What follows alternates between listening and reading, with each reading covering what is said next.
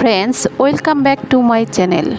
সবাইকে শুভেচ্ছা ও অভিনন্দন জানিয়ে আজকের আলোচনা শুরু করছি। আজকে আমি যে বিষয়টি নিয়ে আলোচনা করব তা হচ্ছে কাজু বাদাম খেলে কি ওজন বাড়ে এই সম্পর্কে। পোলাও কিংবা পায়েস কাজু বাদাম দিলেই স্বাদ বেড়ে দ্বিগুণ। কাজু বাদাম খেলে ওজন বাড়ে, অনেকেরই এমন ধারণা রয়েছে। পুষ্টিবিদরা বলেছেন কাজু বাদামে গ্লুকোজ বা শর্করার পরিমাণ বেশি থাকে না, বরং কাজু বাদাম থেকে শক্তি পাওয়া যায়। তার মানে এই নয় যে মুঠো মুঠো কাজু বাদাম খেতে হবে। পরিমিত পরিমাণে খেতে পারেন। কাজু বাদাম কিন্তু আরও অনেক উপকার করে। কাজু বাদাম খেলে কী কী উপকার হতে পারে সে সম্পর্কেই এখন জানাবো, অর্থাৎ কাজু বাদামের উপকারিতা। কাজু বাদামে রয়েছে আয়রন, ম্যাগনেসিয়াম, জিঙ্ক এবং পটাশিয়ামের মতো অত্যন্ত জরুরি কিছু খনিজ, যে খনিজগুলো শরীরবৃত্তীয় নানা কাজের সঙ্গে যুক্ত। কাজু বাদামে প্রোটিনের পরিমাণ অনেকটাই বেশি। এই প্রোটিন শক্তির যোগান দিতে সাহায্য করে।